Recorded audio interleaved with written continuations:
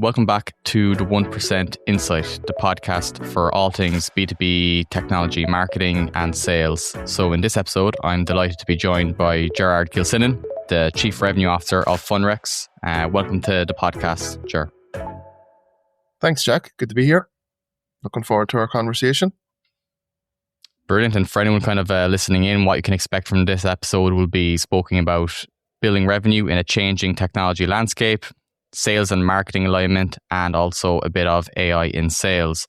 So, Ger, can you walk us through your career journey to date and how you ended up being the CRO at Fundrex? I can. So, I kind of fell into sales 15 or 16 years ago. Graduated from college, went to Vancouver for a year, worked in Boyle Sports for a bit in AIB, and then joined a company called Fund Assist and did a 3-month, and that turned into a 6-month fixed term contract in operations. And an opportunity came up towards the end of that. There was an advertisement for a business development associate role. You know, it looked interesting. Andy, who was running the team at the time, and he was my first boss in sales. So I interviewed for the role and got on as a junior on the business development team. And that was kind of the career started in sales. And, you know, I started to learn the fundamentals of, you know, sales and relationship management and, you know, selling technology into fund services, and kind of grew my sales career from there. Started to get some of our existing customers as accounts, starting to have my own account book. Graduated up into, you know, full quota carrying salesperson. Started taking on some people management responsibilities, some leadership responsibilities. That company was ultimately acquired by Broadridge back in 2018.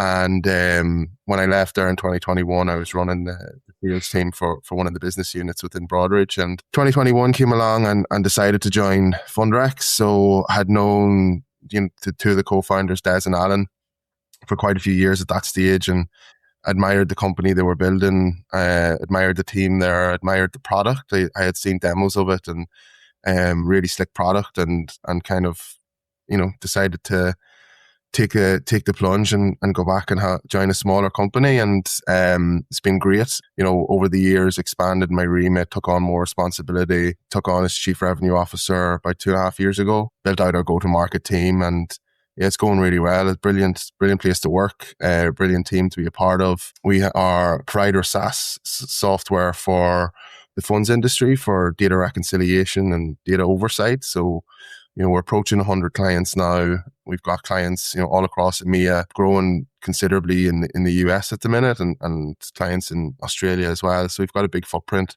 about 60 people in the company right now, spread mostly here in Ireland, but spread across between Austin in the US, Ireland, some in the UK, the Middle East, and 3 down in Australia. So Irish, you know, headquarter, Irish company, Irish founded company, you know, really strong last couple of years. We're growing 50% year on year at the minute, and you know, really excited for the future. We've got a lot of potential, and there's a lot of opportunity for us. That's fantastic, Jared. Sounds like exciting times ahead at Fundrex. Going into the selling aspect of it, the funds industry is obviously very trust heavy in terms of, I imagine the deals require a lot of trust from the prospects on the other end with your company kind of sell into, obviously, for a lot at stake. Has there been any mentors, maybe early moments in your career that kind of defined your approach selling into the funds industry? I think it's been, you know, a constant learning journey. And, you know, what was important 12 or 13 years ago isn't necessarily as important now, and things change. So the dynamics change, but,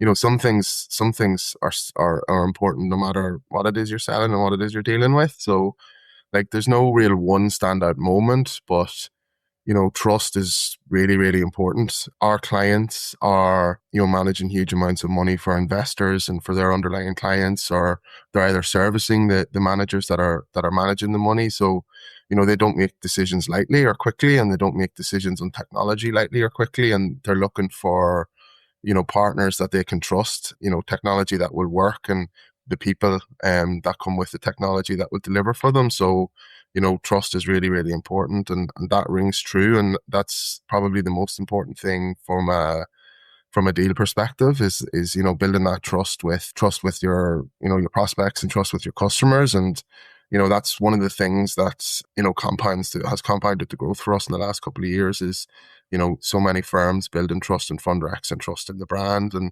developing that social proof has been really, really valuable for us. So, in an industry that's heavily regulated, very sensitive on data, very sensitive on information security and all those sorts of things, you do need to build up a lot of trust in the process. So I think, that's probably the big thing that I've learned over the years, but there's no kind of one standout moment, I would say. And I imagine trust is at an all-time low in a lot of sectors, I guess. There's a lot of skepticism out there that mainly came through with, different types of content that are now available online. There's a bigger gap between what's real and what's fake, I think, in terms of what people put out there or what they might consume. So there's that hint of skepticism in terms of just when people approach buying, and they're more cautious, I guess, to how they maybe consume content or what they believe to be true. 100%, agree with that. And it's funny, like so many of our clients and so many people that I talk to in the industry, they've had bad experiences before. That damages trust. So, there's always the cautiousness because, change is difficult. Our clients are, the people that we deal with, they're busy people, the teams are busy.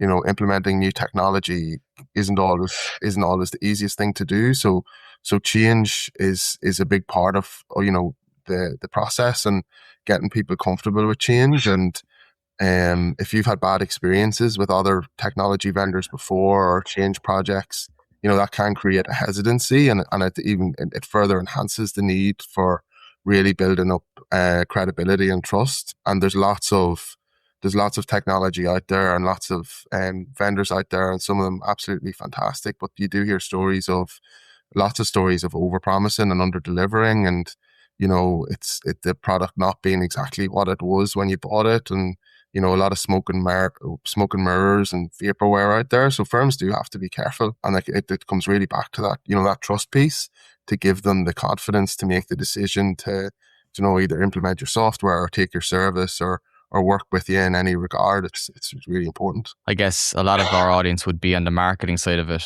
but what we're trying to kind of align is that kind of marketing and sales working together as one kind of revenue engine that is ultimately working for the betterment of the company. How do you find that in terms of your own approach of structuring maybe a sales team that is kind of built for building repeatable revenue year on year? Like you mentioned there, the growth year, obviously, having year on year is fantastic. In your own approach, how have you found the best kind of route to market when structuring a sales team or sales department? Yeah, I think like it always depends on, where you are at as a company on your journey or on your evolution, and structure and things like that are important, but nothing really beats talent. So if you're building a sales team from scratch, from day one, the most important thing is to get the talent in and not worry too much about the structure. Get the right people in the right seats, and then figure out the structure after that. If that's the stage that you're at, and you're, companies out there and they're thinking about making their first hires in sales or starting to build a sales team, or someone that like me had come into a company as kind of the first head of sales, and to try and start building out that commercial engine. I think, it's trying to find the right people, and the right people with the right attitude and the adaptability and the flexibility. And once you get the right people in, and you can start thinking about structure and scale, comes kind of later phase. It's where we're at now. So, our sales team at the minute, we have 3 people here in Ireland and 1 in Australia. But over the next 6 to 12 months, we'd be looking to, probably at least double that, if not triple it, and looking at, scaling into the US and building a sales team there. So it's trying to figure out at this stage then, what's the structure that works for us right now.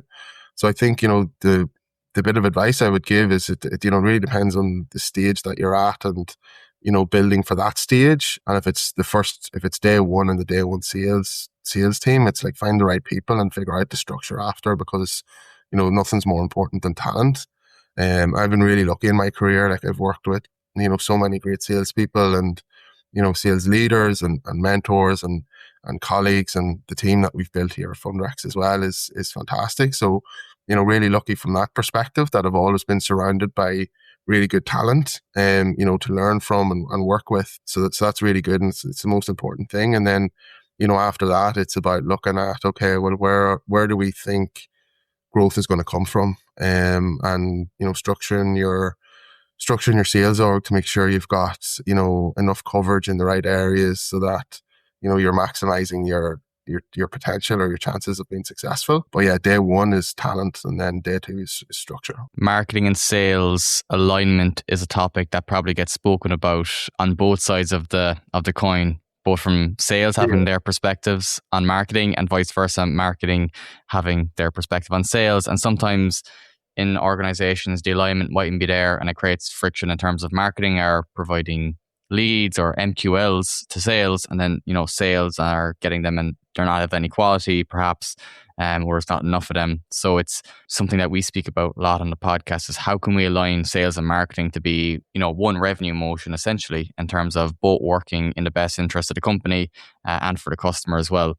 How have you found that to work well? Not necessarily in Funrex, but just as an observation maybe on the industry, and how you can better align both teams, that they're all kind of going in one direction. Yeah, it's something that's talked about a lot, and some companies could struggle with, but like I think the most important thing is alignment around common goals, and not to see sales and marketing as two completely separate functions, like operating within their own lane and not really looking around them. Shared goals and shared ambition, shared objectives is the most important thing, I think. So, from a marketing perspective, generating 1,000 leads, as a top line number might sound great, but it comes down to after that is quality. And what are you really trying to do is you're trying to grow revenue.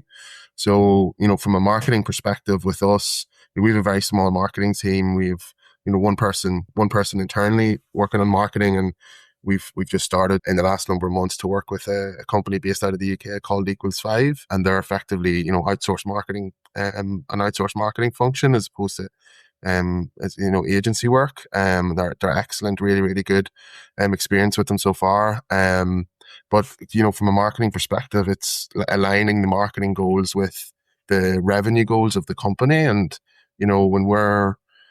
when we're assessing the success or failure of, things that we do from a marketing perspective, so let's say events is an easy one, and, taking part in conferences and stuff like that, like we're not looking at number of leads or the number of interactions at a stand or a booth, or, how your activation went. Like that is all part of it, and sales feed into that, and sales contribute the ideas and give the feedback to marketing on what worked and what didn't work.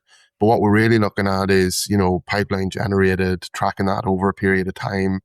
Attribution is tough, so it's difficult sometimes to attribute, really accurately 100% where pipeline came from. But, with events, you typically can get it pretty close.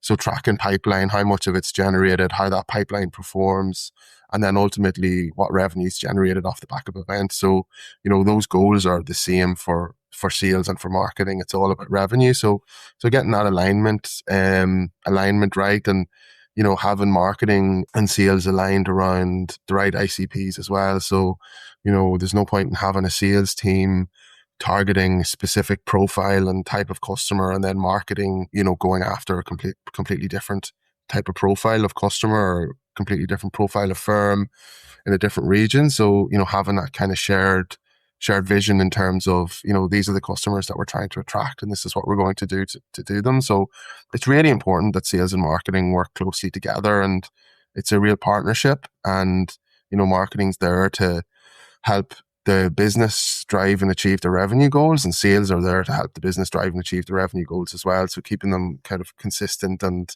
both kind of with the shared ambition and shared goals is important as well.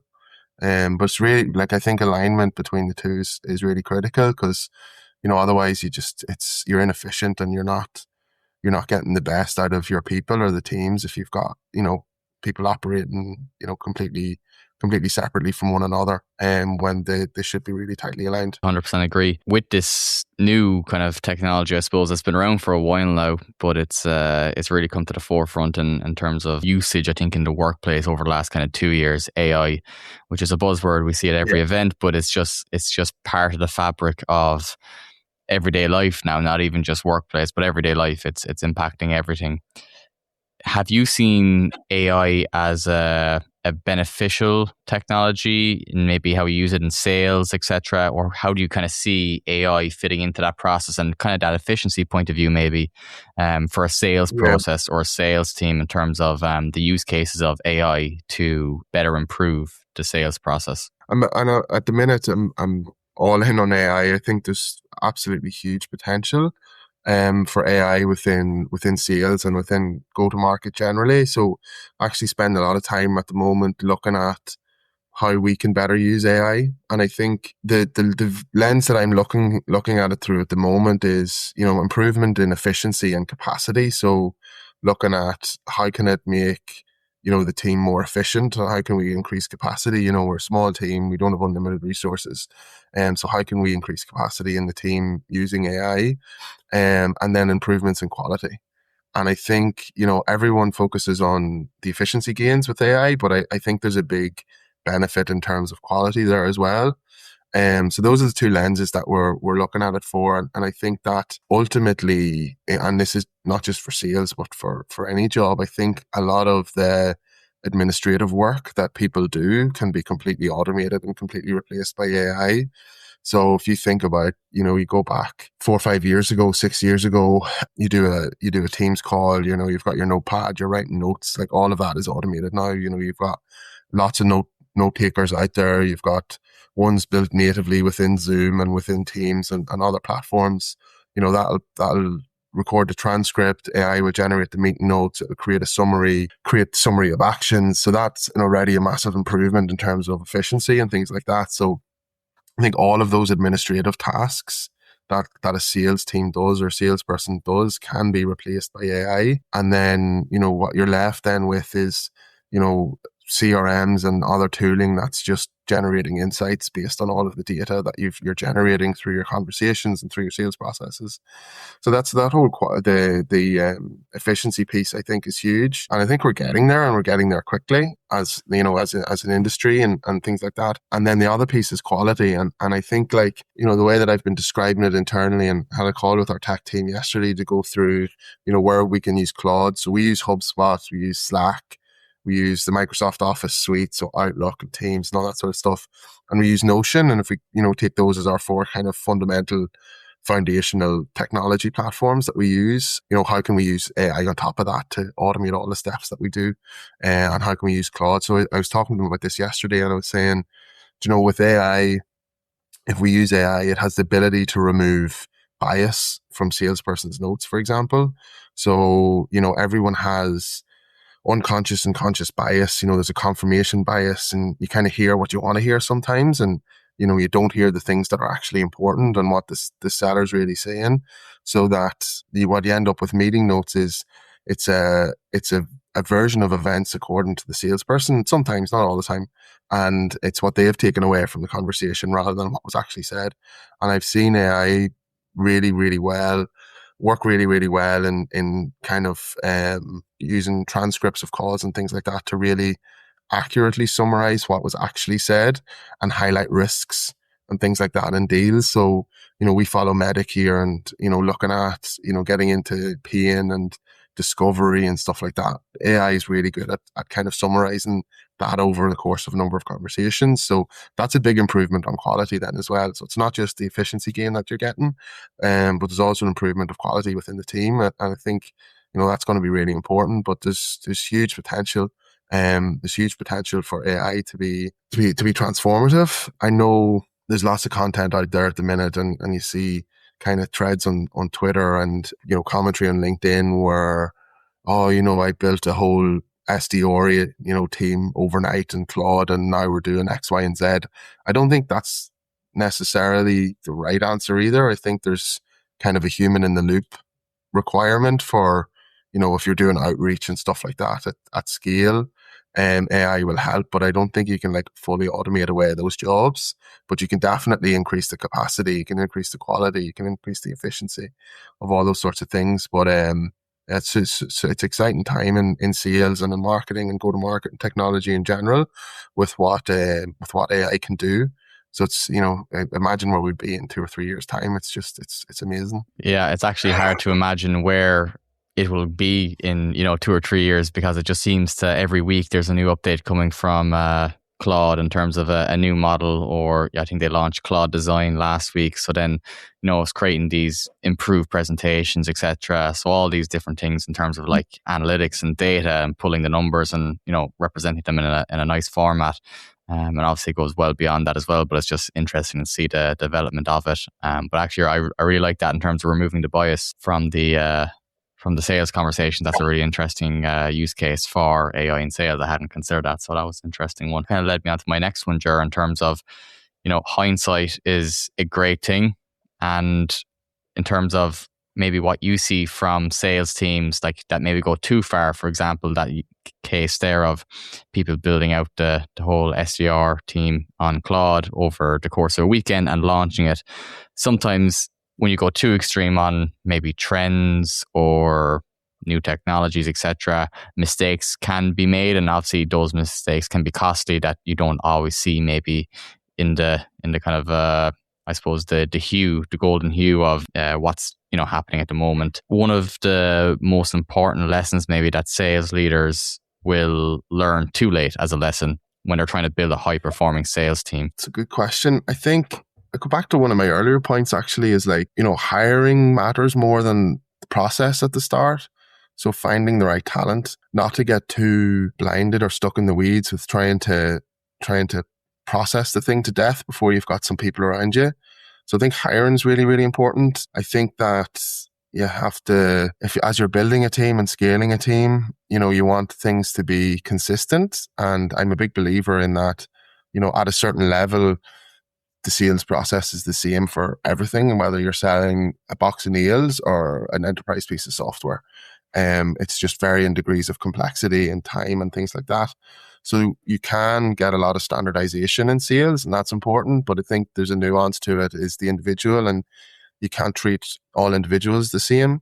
And so it's trying to figure that out early amongst your team, and who needs support in certain ways and that sort of stuff. So it's not trying to figure out what you think works best and apply that to everyone across all of your team or all of your teams. It's trying to figure out what works best for the individuals and the company as a whole. I think is important. Being patient and letting small improvements over time compound. Early in my career, I used to get stressed and worried about progress and not making progress fast enough, and deals not closing, and all these sorts of things where, if you just zoom out a little bit and just look at the small process, the small improvements that you make each day and each week, and if you're constantly moving forward, that progress does compound, and by the time you look back, you can see everything you've achieved. And I remember reading once, or someone saying it to me once, and it's very, very true, is that like people have a great ability to overestimate what they can get done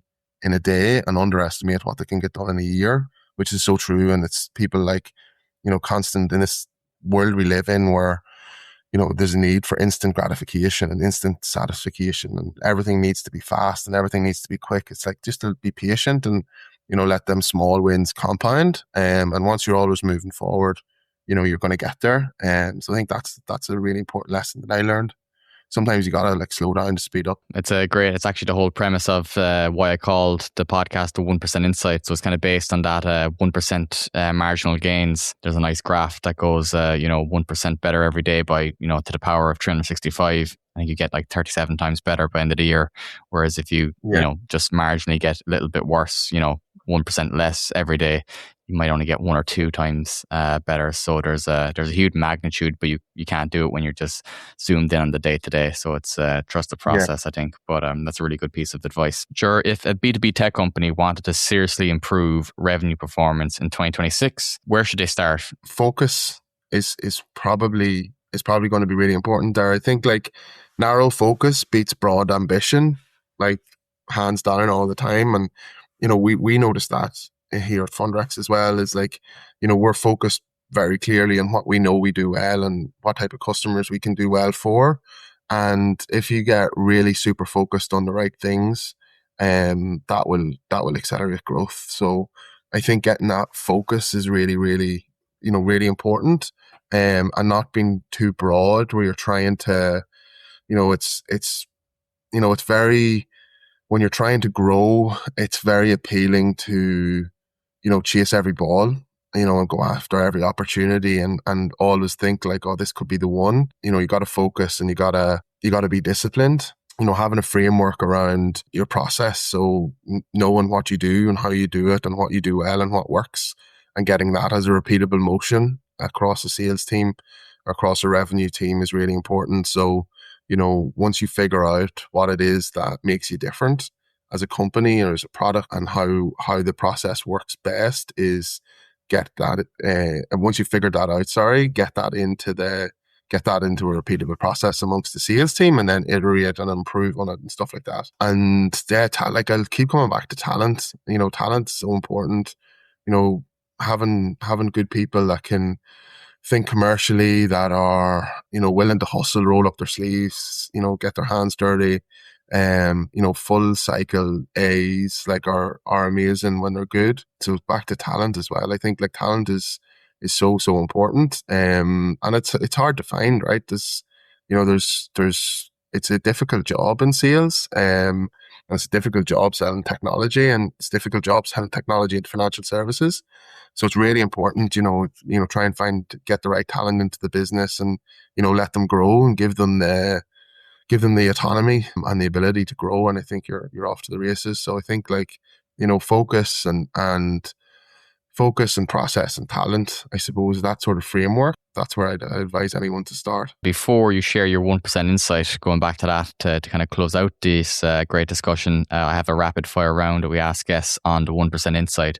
So the first question is the best resource. It could be a book, a podcast, a newsletter, a community for B2B sales and revenue leaders. There was a book that I read early in my career, and I've suggested to a few people. It's called Exceptional Selling by Jeff Thull.